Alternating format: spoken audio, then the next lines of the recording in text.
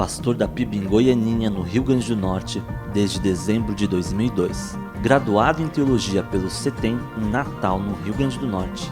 Na Convenção Batista Norte Rio Grandense, foi coordenador de missões, presidente por 2 mandatos, diretor executivo por 15 anos e diretor do Seminário Teológico Batista Potiguar por 6 anos.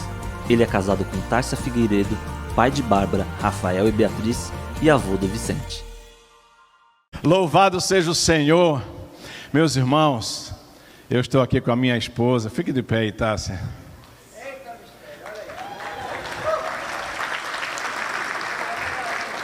Essa mulher maravilhosa, sabe? E se não fosse ela, eu não estava aqui não. Sabia disso? Nós somos casados há 32 anos. Você pensou que a gente casou adolescente, né? É isso mesmo, mas não, eu tenho 56 já. Certo? Nós somos casados há 32 anos. Vou pedir que poste só inicialmente a foto da nossa família, para você ver aí. Você vai conhecer os filhos e os agregados, porque os filhos são parecidos com o pai, né? Os agregados não são assim tão parecidos, né? E aí você vai conhecer um pouquinho da nossa família.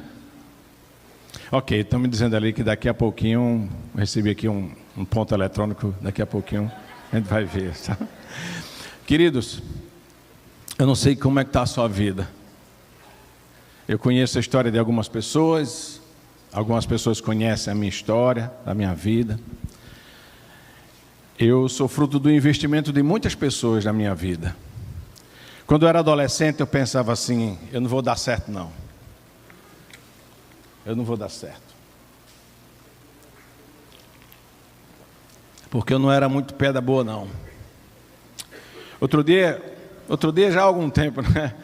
Meu filho do meio, nosso filho do meio, o Rafael, aquela coisa de criança na igreja, né?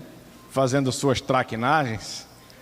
E aí uma irmã da igreja disse, pastor, esse menino é muito melhor que o senhor quando eu tinha a idade dele.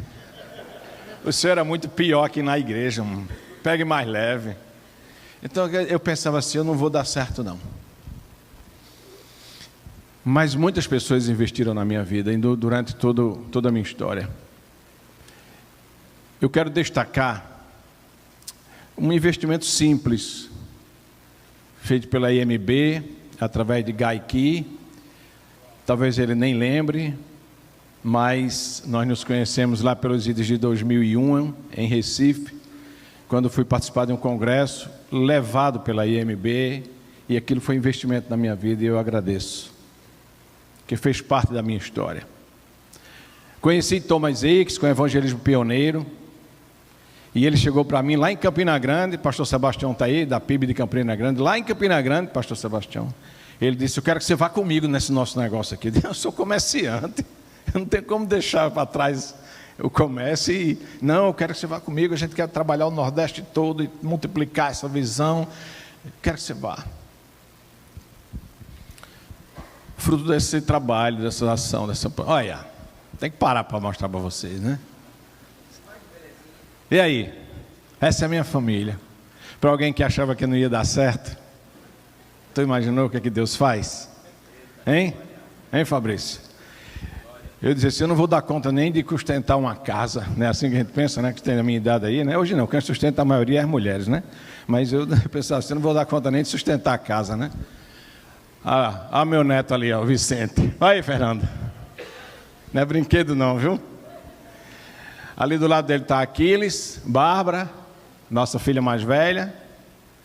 Eu e Tássia, Beatriz, Winnie, a esposa de Rafael, o nosso filho. Essa é a nossa família. Presente de Deus na nossa vida. Presente de Deus. Eu sempre fui muito agitado com as coisas. Agitado no jeito de ser, muito inquieto. Nunca fui fazer nenhum teste para saber se eu tinha TDAH, não. Mas hoje em dia, tanta gente falando nisso, que eu acho que até vou fazer isso aí para saber.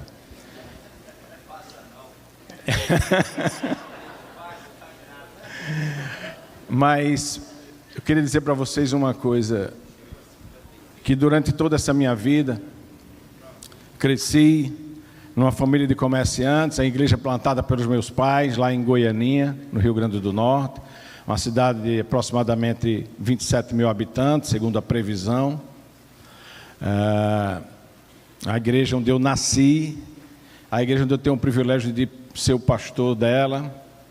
Agora em dezembro eu completo 20 anos de ordenação, mas faz 22 anos que eu dirijo essa igreja. Eu assumi, eu era seminarista. Marcos está aqui, está ali Marcos. Marcos foi do Banco do Brasil e foi transferido lá para o Banco do Brasil em Canguaretama. E nós nos conhecemos nessa época lá. Eu era adolescente, no dia dos anos 80. Sempre envolvido na igreja, sempre integrado na igreja. Quando eu penso nesse tema, a igreja, a noiva em preparação, eu penso em como que eu e você estamos nos preparando para aquilo que Deus quer fazer na nossa vida. Nos preparando para o encontro glorioso com o Senhor. Eu penso como que nós estamos nos preparando para isso. Eu penso como que a sua vida tem convergido para essas coisas. Nos últimos anos, a Junta de Missões Nacionais tem investido muito na minha vida. E em 2016, nós estávamos ali na uma estância Betânia, lá em Curitiba. E o pastor Silvado falou uma palavra que aqueceu muito meu coração ali, quando ele disse, desde que você existe, todas as coisas que aconteceram na sua vida, elas foram preparadas por Deus para fazer você quem você é. E aí eu comecei a juntar as pedras do quebra-cabeça. Comecei a entender muita coisa. Comecei a ver como que Deus age. E como que Deus vai transformando o nosso ser. E como que Deus vai quebrando a gente. Como que Ele vai nos moldando à excelência da sua criação. Nós somos isso. Como que Ele vai fazendo na nossa vida.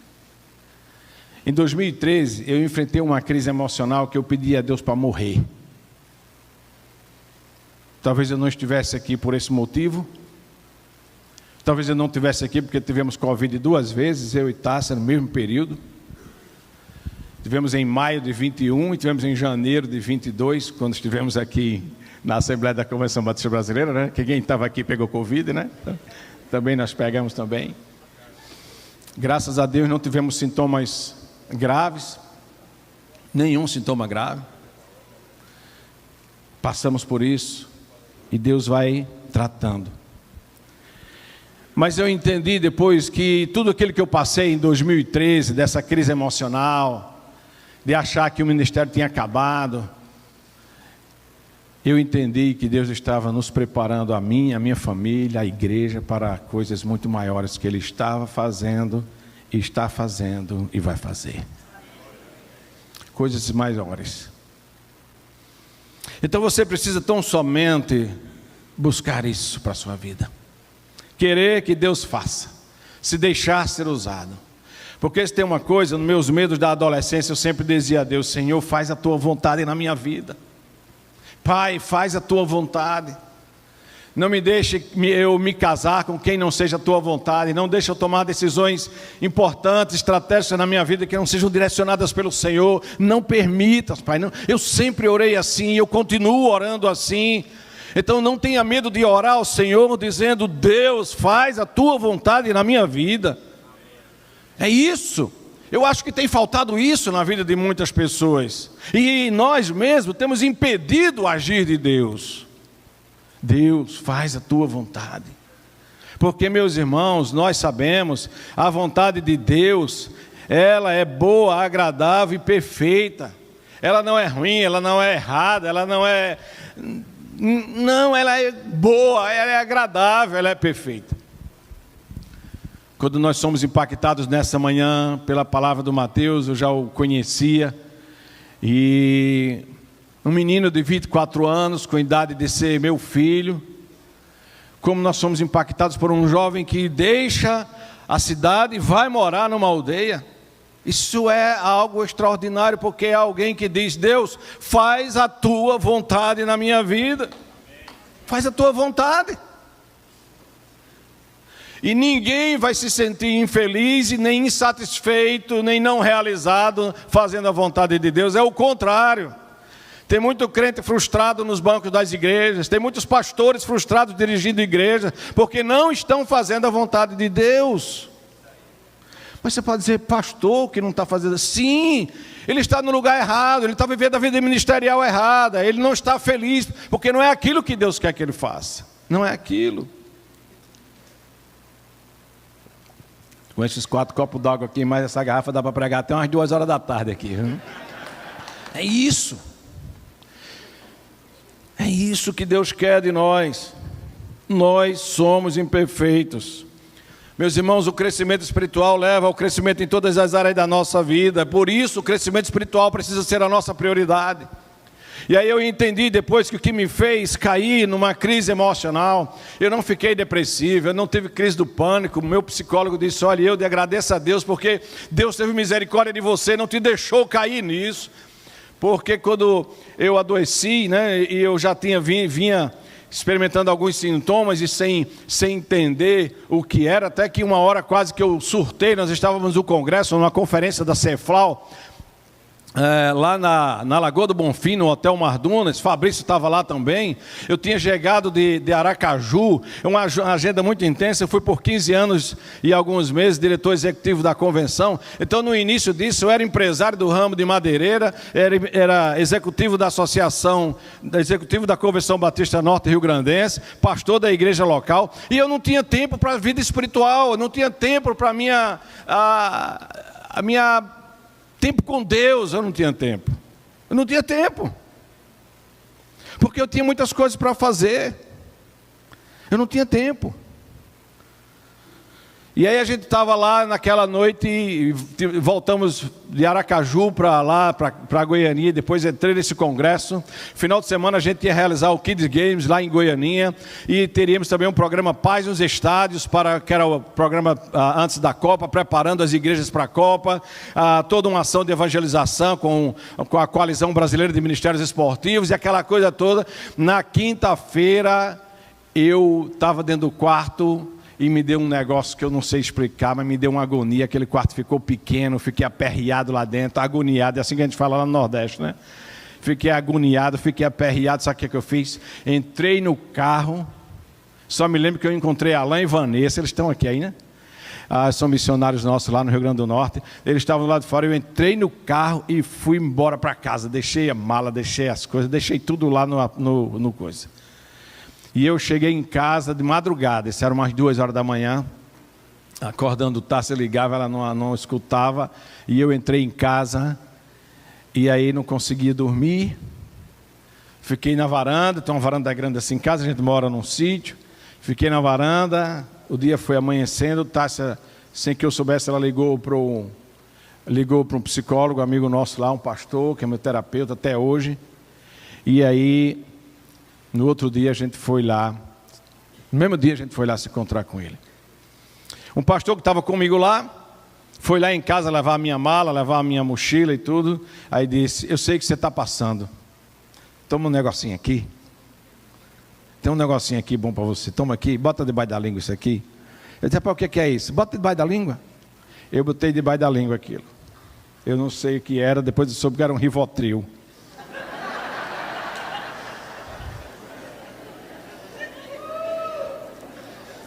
Mas graças a Deus que aquilo não fez efeito nenhum.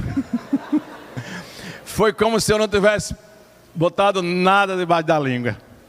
Porque eu me conhecendo, se eu tivesse feito o efeito, eu teria gostado daquilo. Porque aquilo ia me turbinar. Uma vez conversando com o médico, ele disse: como é que está a tua ansiedade? Eu disse: rapaz, graças a Deus estou bem. Qual remédio tu toma? Rapaz, graças a Deus, fora esse, dessa vez, eu nunca tomei nenhum remédio para isso. Deus me tratou, foi duro, foi doloroso, foi longo, mas eu não tomei nenhum remédio, não precisou. Não tomei porque não precisou, não é preconceito. Não precisou. Aí o que aconteceu? Ele disse: rapaz, eu tenho um remedinho, que quando o negócio estivesse mais ou menos para tu bota um remédio desse na boca, que tu vira um leão, tu enfrenta um elefante na tua frente. Eu disse: tá bom, então quando eu precisar, eu não quero precisar. A nossa força vem do Senhor. Meus irmãos, e foram dias de muitas lutas, muitas dificuldades, muitas crises. Eu disse para o meu psicólogo: eu quero ir num psiquiatra. Ele disse: você não precisa de um psiquiatra agora, você não dá para a gente cuidar. Não, mas eu quero ir, não aguento. Não aguento. Estava na igreja, e aí eu falei isso para a igreja, né? Quando eu falei também, alguns colegas disseram: Eudes, não fala isso, não abra o coração dessa forma, porque você vai se enfraquecer. Eu digo: mas eu sou fraco. Eu não estou me enfraquecendo, eu sou fraco. E quando eu comecei a dizer isso na igreja, eu comecei a sentir o amor, o cuidado, o amparo. E quando eu estava na porta da igreja, meus irmãos, já depois de um tempo, quando as irmãs vinham me abraçar, aquelas irmãs que são mães para nós, e abraçava, e chorava, e dizia: pastor, eu estou orando pelo Senhor. Isso ia me curando.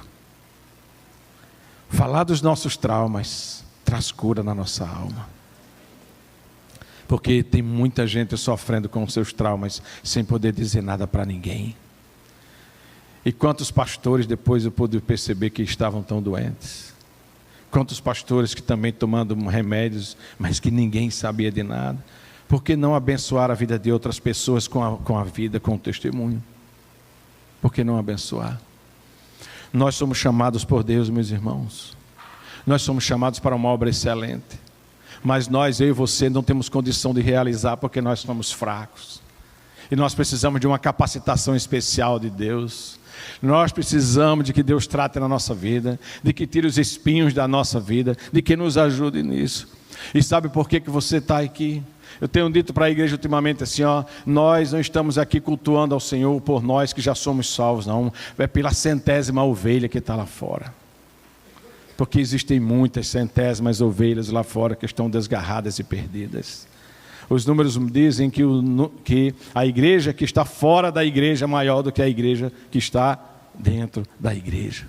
São pessoas que um dia estiveram do nosso lado, são pessoas que partiram o pão da ceia conosco, são pessoas que comungaram conosco, são pessoas que viveram e hoje estão longe de Jesus. Precisam de nós. Precisam de nós. E nós somos desafiados a ser pessoas melhores. Eu quero ler um texto bíblico de João, a 3ª carta de João. Nessa 3ª carta aqui, João apresenta 3 personagens ali. Ele apresenta Gaio, Diótrefes e Demétrios, pessoas que são modelos para nós, de como ser e de como não ser. E o texto, eu quero ler aqui, eu vou ler aqui na NVT, diz assim: o presbítero ao amado Gaio, a quem amo, na verdade, amado, espero que você esteja bem fisicamente, tão sadio quanto é forte em espírito. Alguns dos irmãos regressaram e me deixaram muito alegre quando falaram de sua fidelidade e de como você vive de acordo com a verdade. E eu não poderia ter maior alegria que saber que meus filhos têm seguido a verdade. Amado, você é fiel quando cuida dos irmãos que passam por aí, embora não os conheça. Eles falaram à igreja daqui a respeito da sua amizade afetuosa. Peço que continue a suprir as necessidades deles de modo agradável a Deus, pois eles viajam a serviço do Senhor e não aceitam coisa alguma dos que são de fora. Assim nós mesmos devemos sustentá-los, a fim de nos tornarmos seus cooperadores quando eles ensinarem a verdade. Escrevi à igreja sobre isso, mas Diótrefes, que gosta de ser o mais importante, se recusa a receber-nos. Quando eu for, relatarei algumas das coisas que ele tem feito, bem como suas acusações maldosas contra nós. Ele não apenas se recusa a acolher os irmãos, mas também impede outros de ajudá-los, e quando fazem, ele os expulsa da igreja. Amado, não deixe que esse mau exemplo o influencie, mas siga apenas o que é bom. Quem faz o que é bom, quem faz o bem, prova que é filho de Deus. Quem faz o mal, prova que não conhece a Deus. Todos, incluindo a própria verdade, falam bem de Demétrio. Nós dizemos o mesmo a respeito dele, e você sabe que falamos a verdade. Exemplos. Sabe o que tem me perturbado esses dias? Que tipo de exemplo temos sido nós? Temos envergonhado o Senhor por onde andamos? Em coisas pequenas, em coisas simples. A partir muitas vezes de um ato que muitas vezes eu e você cometemos, que estamos talvez no supermercado e cai uma fruta da gôndola de fruta, e você apanhar aquela fruta e pôr na sua sacola, porque ela caiu porque você derrubou, você chuta para debaixo da bandeja. E as pessoas estão olhando, estão nos observando. Eu moro numa cidade do interior, onde eu nasci, cresci. Eu digo que eu sou goianiense, filho de pai e mãe parteira, porque eu nasci lá na cidade, eu nasci em casa. A minha mãe, quando me teve, foi em casa, né? Não foi nem na maternidade. As pessoas conhecem a gente na cidade, muito mais do que a gente conhece as outras pessoas. E como tem sido a nossa vida, como tem sido o nosso testemunho. A cidade sabe da crise emocional que eu enfrentei, a cidade sabe das lutas emocionais que eu passei, e a cidade pôde testemunhar do poder de Deus, da transformação de Deus. Eu fiquei por 2 anos fazendo terapia. E esses 2 anos, quantas coisas especiais eu pude viver. Porque o que eu tinha dito para Deus era: Senhor, se for para eu viver dessa forma, Senhor, se for para que eu não consiga mais exercer o ministério, porque me apareceram medos que eu nunca tive na vida, como medo de andar de avião. E eu fiquei com medo de entrar num avião. E eu me lembro que a primeira vez que eu fui para uma reunião do conselho, eu levei Tássia comigo. Porque aí eu não estava sozinho, né? Eu fui com ela no avião, se o avião caísse, ela estava comigo. Não tinha problema nenhum. Entenderam? E aí nós fomos juntos. E como foi longo aquela ponte para entrar naquele avião. Como foi longo aquilo. Como foi longo. E depois, sabe o que aconteceu? Eu viajei de avião esse tempo todinho, mas na janela não anda. Coisa de gente doido. Na janela, quando eu via, agora para marcar o bilhete da cadeira é uma complicação mal do mundo, você tem que pagar até para sentar lá no final, né? Você tem que pagar. Quando eu via que a passagem marcada, quando eu ia ver o assento, eu ia lá, trocava, pagava, fazia qualquer negócio, trocava o assento. Quando foi nessa viagem, eu digo: eu vou sentar onde tiver. Pode ser até dentro da cabine do piloto, eu vou sentar. Quando eu olhei, tinha uma cadeira lá na janela. Aí eu sentei na janela, comecei a conversar com Deus, comecei a dizer: ô Senhor, como é significante estar sentado nessa janela desse avião. Aí comecei a fazer uns vídeos pousando no Santos Dumont, aqui, agradecendo a Deus por estar sentado na janela do avião. Porque eu não dava, porque eu tinha medo de ficar ali e sabe aquela coisa de você ficar preso? Eu tinha medo disso. Tantos medos foram se desenvolvendo, e como Deus foi tratando a minha vida, como fui crescendo espiritualmente. Mas como disse isso para vocês, sabe por que essas coisas aconteceram? Porque eu não lia a Bíblia e eu não orava. Eu digo isso para envergonhar o inimigo das nossas almas, eu digo isso para glorificar a Deus, mas eu não digo isso para querer aparecer. Eu passava semanas sem orar por mim. Eu passava meses sem ler a Bíblia. Vida devocional, a vida devocional de qualquer um aqui. Não, aqui é fácil dizer. Eu digo isso na igreja. Qualquer um era melhor do que a minha.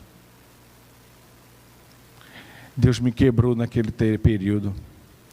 Eu passei a ler a Bíblia todos os dias, porque eu entendi que isso era imprescindível para a minha vida. Eu passei a ler a Bíblia todo ano, desde aquele período. Experiências fantásticas com a palavra. A igreja começou a perceber que a Bíblia estava mais presente, mais viva na minha vida, nas minhas citações, no meu conhecimento bíblico. Comecei na pandemia, fazer devocionais e em vídeo e escrevendo devocionais. E desde 2013 eu tenho lido a Bíblia todo ano. E tenho lido sempre uma Bíblia diferente, porque eu leio, anoto e guardo como uma marca do poder de Deus na nossa vida, na minha vida, que tem nos sustentado. Todo dia eu tenho lido a Bíblia. Esporadicamente pode ser que eu falhe, mas é uma regra. Essa Bíblia aqui, Eu estou lendo ela pela segunda vez esse ano. Esse ano eu disse assim, eu vou ler a Bíblia 2 vezes esse ano.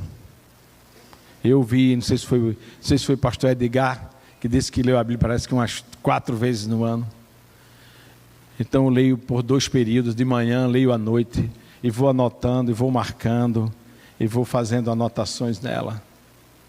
Como tem sido especial. Certa vez nós estávamos reunidos com a liderança da igreja, nós fazíamos um encontro mensal com a liderança e fazíamos um retiro com a liderança da igreja e tinha preparado um material de planejamento, de treinamento, de capacitação de líderes, e no início eu perguntei para eles assim, como está a vida de oração de vocês? Foi no início dessas coisas. Ora, se a minha vida de oração, e nós vimos isso aqui, né? Se a minha vida de oração e a minha vida de Bíblia estava daquela forma, como eu poderia achar que estaria a vida da igreja, a vida da minha liderança? Eles também não liam a Bíblia e não oravam. Mas, meus irmãos, Deus teve muita misericórdia de mim. Porque eu poderia ter caído num pecado moral, poderia ter acontecido muitas outras coisas na minha vida, mas Deus nos sustentou. E Deus nos sustentou por causa de um plano dele para a minha vida. Deus sustentou aqui você. Você não foi tragado pela morte em qualquer situação que você enfrentou. A pandemia não derrotou você. A pandemia não levou você, porque Deus tem um propósito especial na sua vida. Nós precisamos disso. Mas eu quero tirar algumas lições. Eu quero tirar algumas lições nesse texto que eu li. Antes eu queria mostrar para vocês, está na sequência aí. Eu vou mostrar para vocês como era a nossa igreja. Um templo construído também pelos americanos, pela gente de Richmond, né, que é a IMB, né? Foi comprado o terreno, construído na década de 70, 71. Foi feito todo esse trabalho lá, muito lindo. O missionário Roy Fowler trabalhou lá no Rio Grande do Norte muitos anos. Pastor Jackson Day trabalhou lá, com Doris Day, uma família querida. E também, eu vivi essa infância na vida da igreja. E aí construíram um templo pequeno. Esse aí já foi depois que ele foi ampliado. Ele tem aí 7 por 15 mais ou menos. Ele tem na verdade 15,60 por 7,60. Esse era o nosso templo, era um dia de culto. E os bancos estavam encostados lá na parede e encostados nas laterais e aqui na frente. Ficava bem pertinho assim já. E a gente chegava a botar, no melhor período que a gente já estava para sair de lá, chegamos a pôr ali 200 pessoas ali dentro, parecia uma lata de sardinha, como diz, né? Todo mundo imprensado, sentado em banco, todo mundo colado um no outro, e foi um tempo extraordinário ali. Mas desde que eu assumi a igreja, Deus colocou no meu coração que nós precisávamos ampliar, e nós nos preparamos para isso, fomos nos preparando, e aí é o templo, essa fachada aqui, hoje está alugado lá para a prefeitura, porque a gente pensava assim, nós vamos comprar um terreno, e a gente vende o templo e constrói o novo. Vende o templo antigo e constrói o novo. Nós compramos um terreno de quase 3 mil metros quadrados, numa área mais nobre hoje da cidade, que Deus nos abençoou lá. E aí nós construímos um templo, um galpão com 15 por 40, com uma capacidade de mais 550, 600 pessoas. E Deus tem abençoado, Deus tem acrescentado. Tem uma foto aí também. Isso aí foi na pandemia. Ano passado nós não tivemos o culto dentro do templo. 2020, melhor isso aí.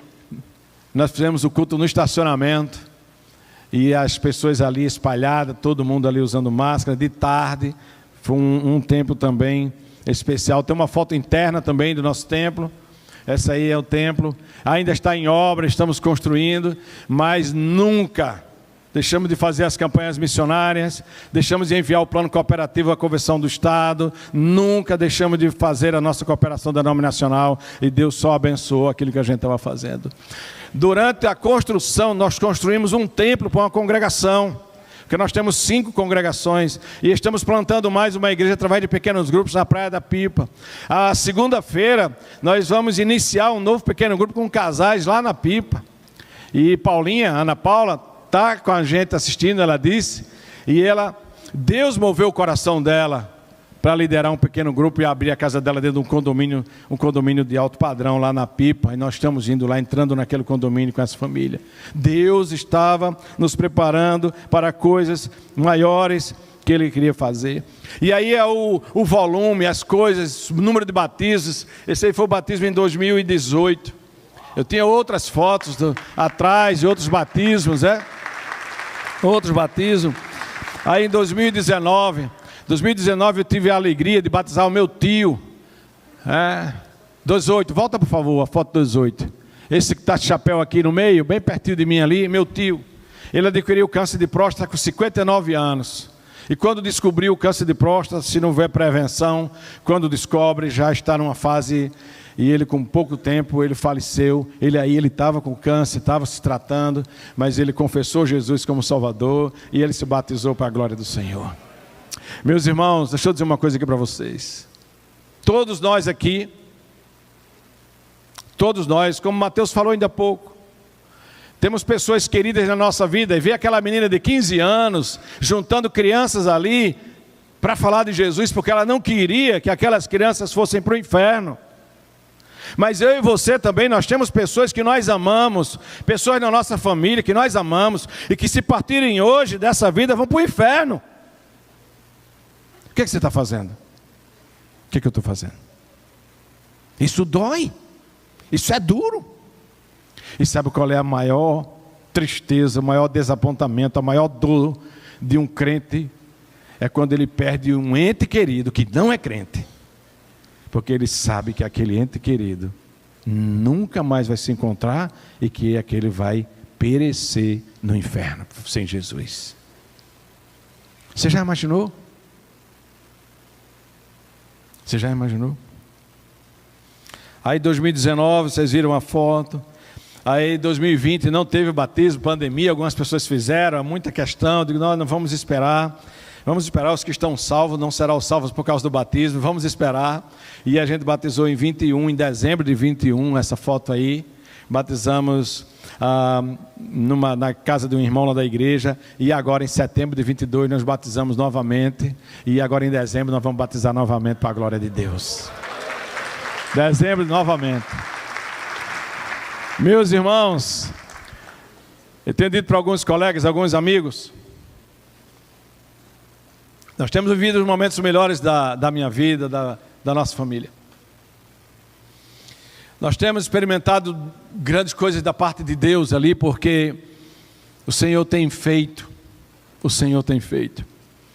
Desde o ano passado para cá, que a gente tentou implementar essa cultura de um discipulado, de relacionamento discipulador, vida na vida. Esse ano tivemos lá a presença abençoada do pastor William Salgado, da irmã Tânia, que estiveram conosco, né? Ele queria passar férias lá pelo Rio Grande do Norte. Eu digo, tu só vem passar férias aqui no Rio Grande do Norte se tu passar 3 dias lá na nossa igreja. Aí ele disse, então se a chave é essa, eu vou. E ele ficou conosco sexta, sábado e domingo de carnaval desse ano. E aí Deus começou a fazer um mover, a gente chamou de conferência Vida na Vida, a gente está fazendo isso. Quando foi esse ano no aniversário da igreja, eu liguei para o pastor Tunala, e eu disse, Tunala, meu querido, eu queria que você fosse lá, aquecer o nosso coração com o discipulado, porque a gente estava vivendo isso.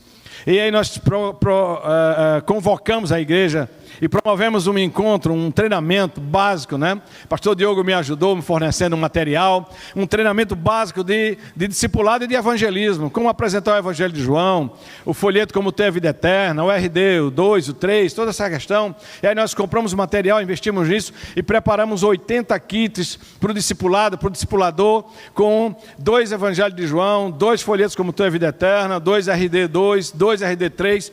Fizemos aquele investimento. O material está todo pronto aí. Separamos, fizemos 80 kits. E aí convocamos a igreja para um treinamento, 3 horas da tarde do sábado, até as 8 da noite, terminando com um jantar e tal. Eu digo, será que o povo vem? Porque a igreja é aquela história, quando você acha que ele vem, ele não vem, né? Acontece isso lá? Quando você acha que ninguém vem, aí o povo vem. E foi isso que aconteceu para a graça de Deus. Nós tínhamos lá mais de 100 pessoas naquela tarde lá na igreja, querendo evangelizar, querendo discipular. Fizemos aquele treinamento, eu disse, agora, você vai receber um kit. Quem quiser evangelizar, vem aqui à frente, se comprometer de que vai usar esse material. Não é para levar para guardar, não. É como o pastor Fernando dando o livro. Falar nisso, está devendo o meu, né? Então, aí, é porque eu ganhei o livro no sorteio da conferência. Fez uma pergunta lá, eu respondi e ganhei o livro, né? Eu até disse, pode sortear de novo, mas ele não sorteou, então é meu, né? as pessoas vieram à frente, queridos. E isso mudou a vida da igreja esses dias. Porque aí os irmãos começam, se vocês forem lá ver no Instagram da nossa igreja, @PIBGoianinha, as fotos postadas quase que diariamente dos irmãos botando fotos, seja presencial ou online, fazendo estudo bíblico, de discipulado, de RD, de caminhada com Deus. Meus irmãos, isso tem mudado a vida da igreja. Como o Senhor tem abençoado, como o Senhor tem agido, como o Senhor tem feito. As pessoas se convertendo, muitas pessoas se convertendo. Tem sido uma caminhada extraordinária. Essa semana, a irmã Piedade, pessoas improváveis. Eu mostrava ontem para uns colegas aqui, o pastor Arthur, que é lá de Natal também está aqui conosco, e o Rui. Eu mostrava uma foto de uma família, de que a pessoa nunca iria fazer nada numa igreja com uma gestão do modelo tradicional, porque não tinha condições, mas agora ela lidera pessoas, ela desce no batistério batizando pessoas comigo, ela tem liderado um PGM, tem discipulado vidas para a glória de Deus. Quando faz essa semana Piedade, a esposa do irmão José, são líderes em treinamento, e aí ela manda um texto no WhatsApp: pastor, eu estou fazendo estudo bíblico com Letícia, e aí Letícia, pastor, confessou Jesus, eu orei com ela aqui, eu digo aleluia. As pessoas estão se convertendo nas casas.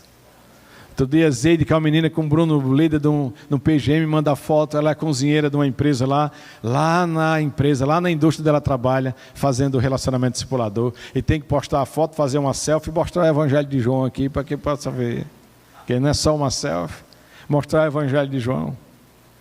Nós investimos muito desses últimos 2 anos no Evangelho de João. Meus irmãos, Deus tem feito muita coisa. E aí eu começo a entender, quando eu olho lá para trás, de que tudo que eu vivi, de tudo que eu passei, de todas as crises, foram elas todas, Deus nos preparando, a minha família, a igreja, para coisas muito maiores do que Deus tem feito na cidade. Tem um casal lá da cidade que nós conhecemos, o Juscelio e Rosa.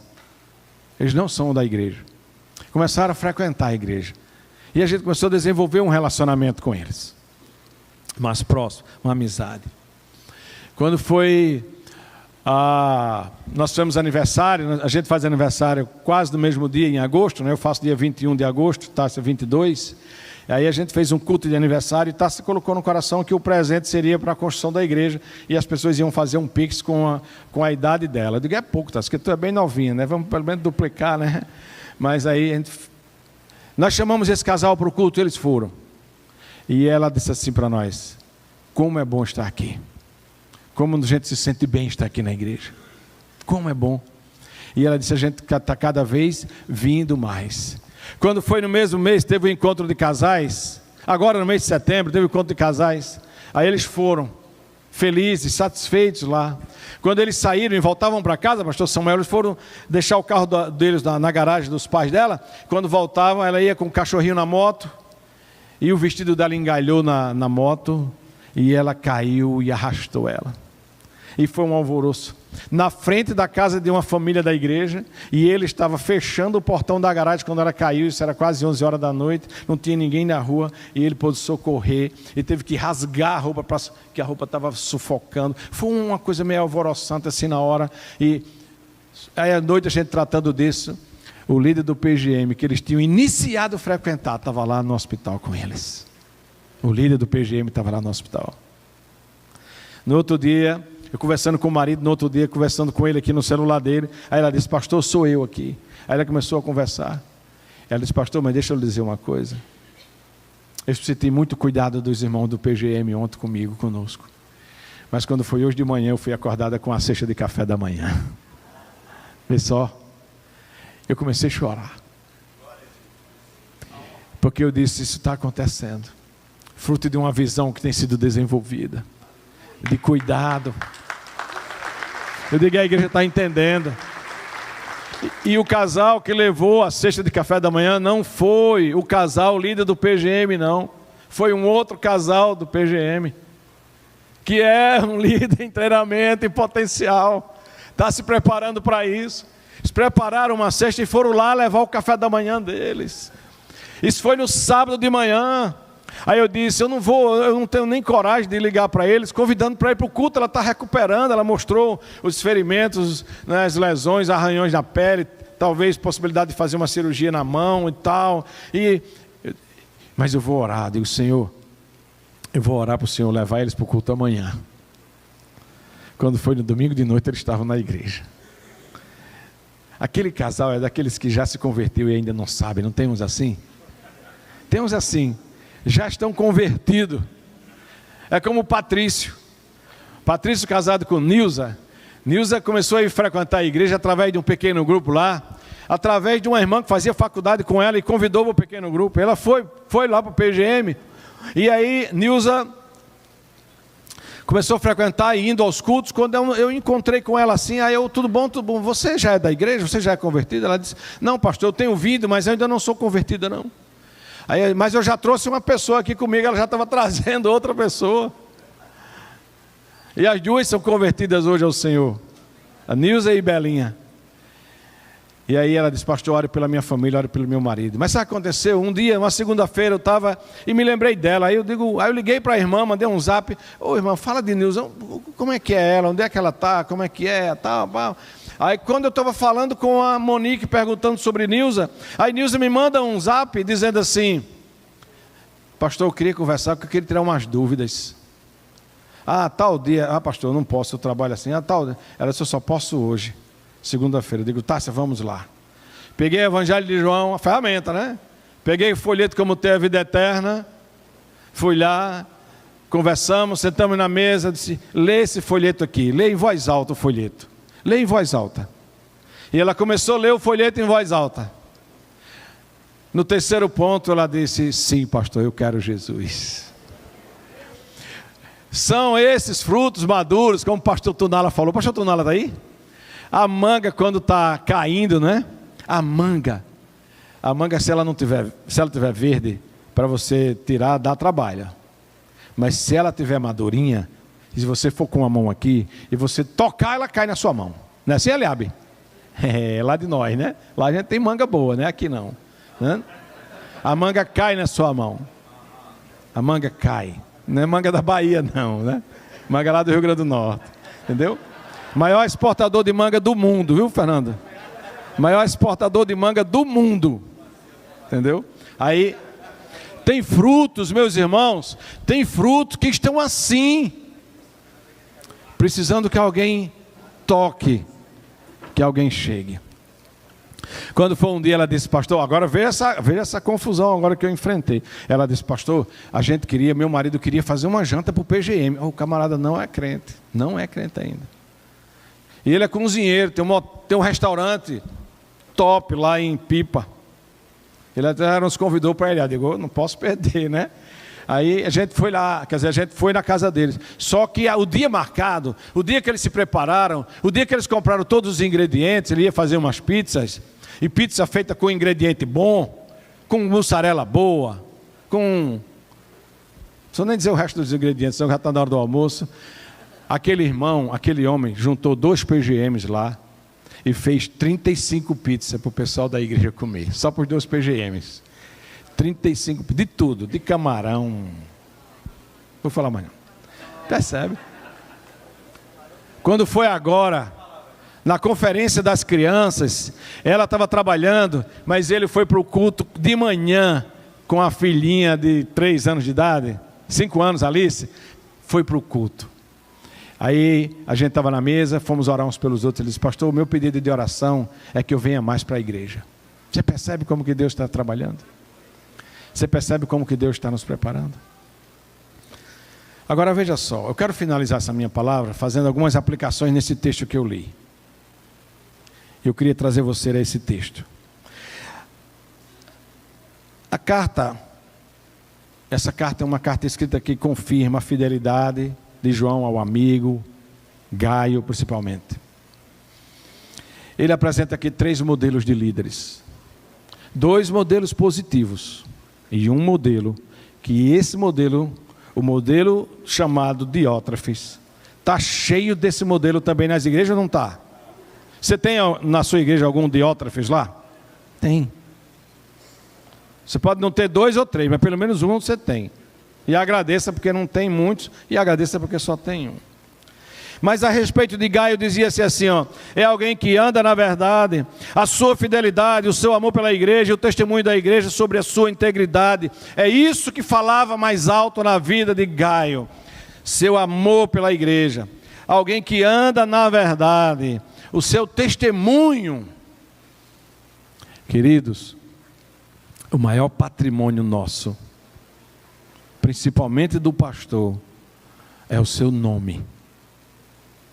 É o seu nome. Quando eu digo o seu nome, não é que o seu nome está acima do nome de Jesus, não. Estou falando aqui em termos materiais. O seu nome.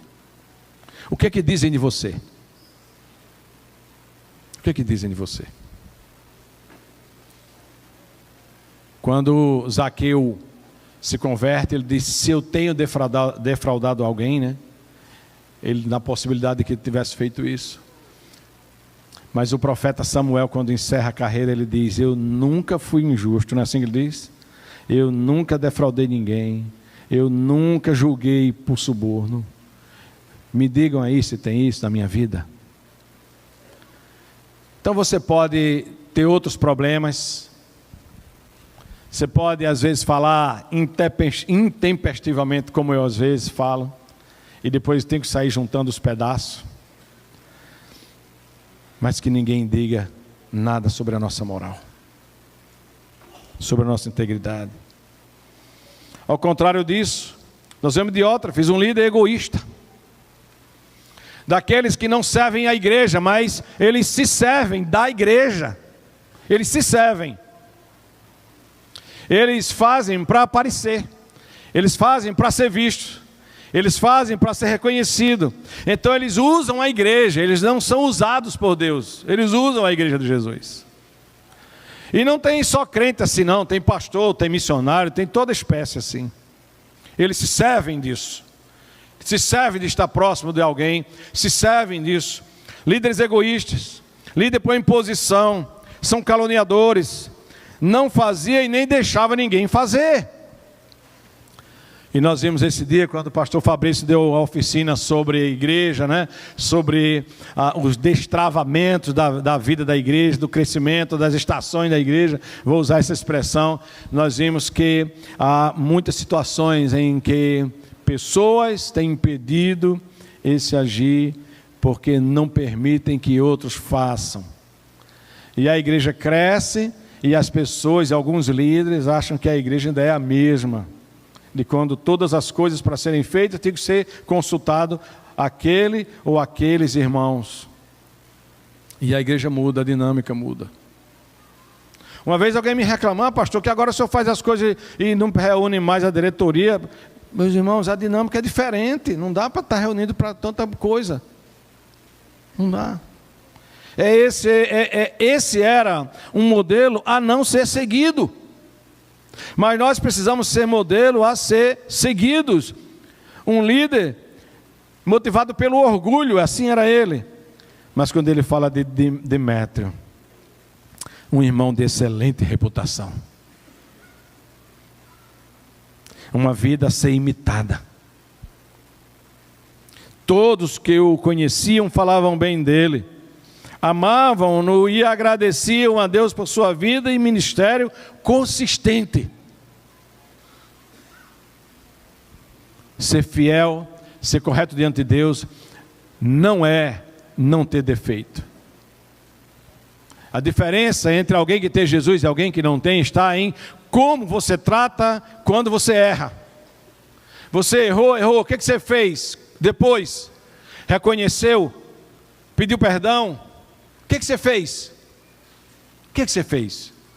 Muitas vezes eu já tive de pedir perdão diante de Deus e diante da igreja. Muitas vezes.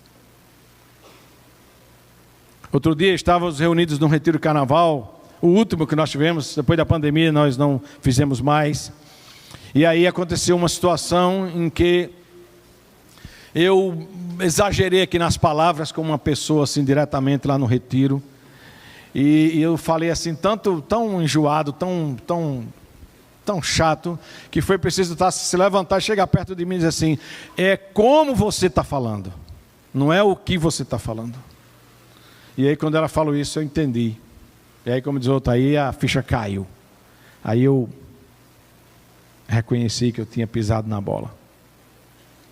Naquela manhã do retiro, Deus quebrantou meu coração. Eu fiquei envergonhado. Comecei a chorar. Quando a gente retomou o encontro, eu falei, eu pedi perdão aos irmãos, e nós retomamos o culto. E 3 pessoas se converteram naquela manhã. Você percebe como que Deus quer fazer na nossa vida? Mas Deus faz para a glória dele. A espada é de 2 gumes. Ela corta lá, ela corta cá. Quando eu falo isso para os irmãos, eu falo para mim. Quanto eu tenho orado a Deus todos os dias para ser melhor. Para que Deus tire de mim o que não agrada a Ele. Quanto que eu tenho feito aquela oração como Davi no Salmo 139. Senhor, vê se há em mim algum caminho mau e guie-me pelo caminho reto. Como que nós precisamos disso diariamente.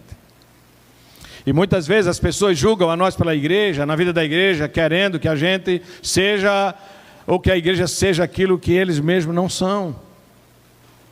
E ditam regras, e ditam normas, e não são exemplos, e querem que os outros sejam, ou querem que os outros façam. Mas você já ouviu uma frase que não é nova: se todos na sua igreja fossem iguais a você, como seria a sua igreja? Como seria? Se todos na sua igreja fossem iguais a você, como é que seria a sua igreja? Se todos na sua igreja, aí eu falo agora pelo que eu vivi, meu amigo pastor, fossem iguais a você. E aí você vê, se a vida de oração da sua igreja fosse igual a você, como seria? Se todos na igreja lessem a Bíblia igual a você, como seria a vida da igreja com a palavra? Como seria?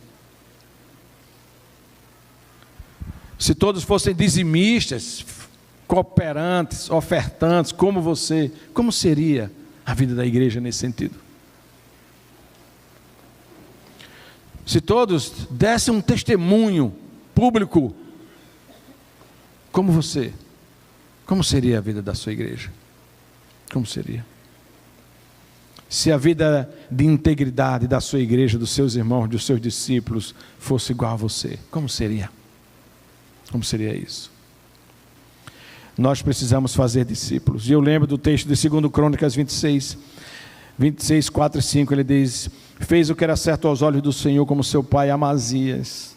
Uzias buscou a Deus durante a vida de Zacarias, que o ensinou a temer a Deus enquanto o rei buscou a direção do Senhor. Deus lhe deu êxito.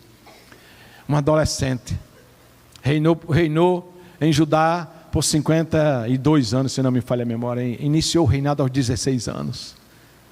Enquanto andou nos caminhos do Senhor, Deus lhe deu êxito. Nós precisamos ser modelos para a igreja. Nós precisamos ser modelos para as pessoas. Nós precisamos inspirar outras vidas. Nós precisamos para isso purificar a nossa vida diante de Deus. O primeiro ato de Ezequias como rei, ele disse: purifiquem-se e purifiquem o templo do Senhor.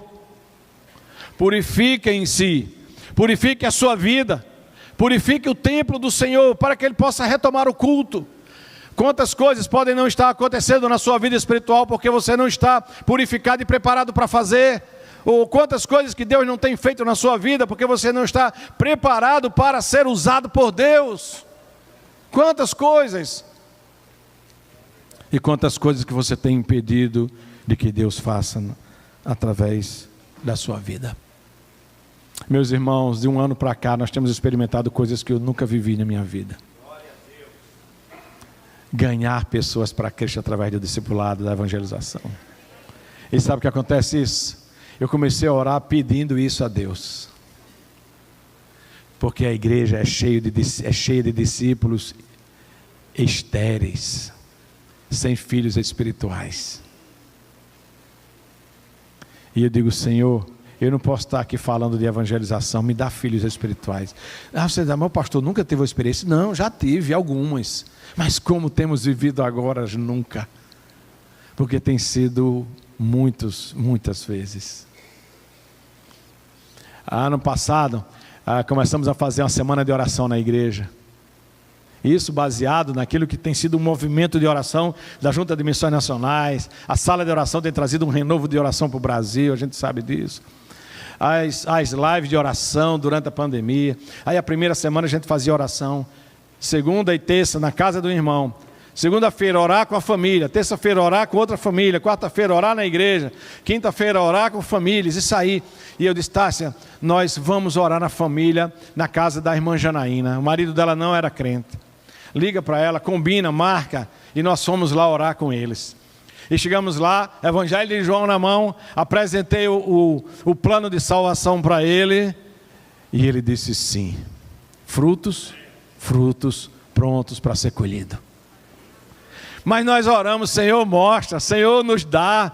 Então peça isso a Deus, peça filhos espirituais, peça discípulos. Como alega o nosso coração quando as pessoas dizem, pastor, eu iniciei um RD com fulano. Pastor, estou discipulando fulano.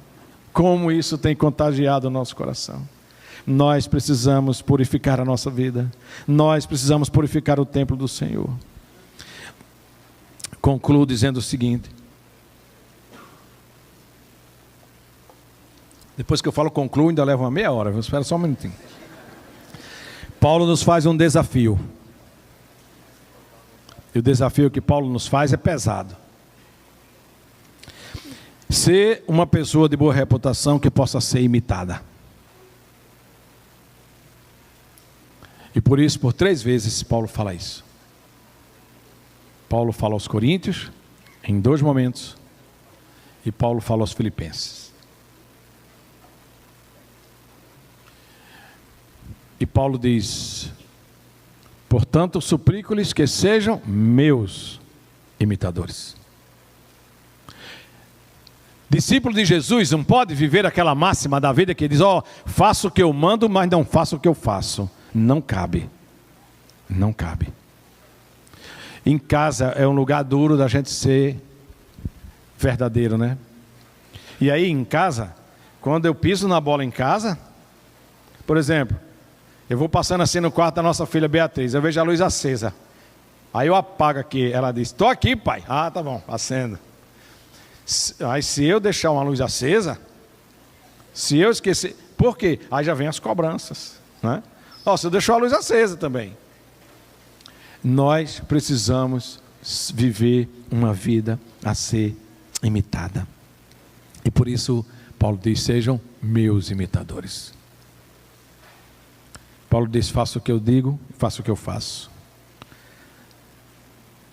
Sede meus imitadores, como também eu sou de Cristo. Sabe o que Paulo diz? Paulo não é o modelo. Eu não sou o modelo. Você não é o modelo. O modelo é Cristo. Mas eu não posso dizer para você, imite Jesus, deixa a minha vida. Eu preciso dizer para você, imite a mim, porque eu imito Cristo. Esse é o desafio nosso. Irmãos, sejam meus imitadores e aprendam com aqueles que me seguem. É algo extraordinário para a nossa vida. Ser imitadores. Ser digno de imitação. Tudo o que você quer que a sua igreja seja, seja você primeiro. Tudo o que você quer que a sua igreja seja, seja você. Seja você. Seja você. Tudo o que você quer que a sua igreja seja. Quantas vezes que alguns reclamam da igreja? Eu vou dizer uma coisa aqui para vocês com muita humildade do meu coração. Muita humildade do meu coração. Pastor Cristóvão está aqui, talvez seja uma das pessoas que mais me conhecem aqui nesse auditório, fora da minha esposa aqui, da minha família. Que a gente caminha muito próximo. Mas Quantos pastores que você conhece que já falaram mal da igreja de Jesus? Quantas ovelhas que você conhece que já chegou para você falando mal da igreja de Jesus? A igreja é a menina dos olhos do Senhor. Jesus morreu na cruz do Calvário. Jesus derramou o sangue dele na cruz do Calvário, pela igreja de Jesus. E ele nos deu o privilégio, a mim e a você que é pastor, de cuidar das ovelhas de Jesus.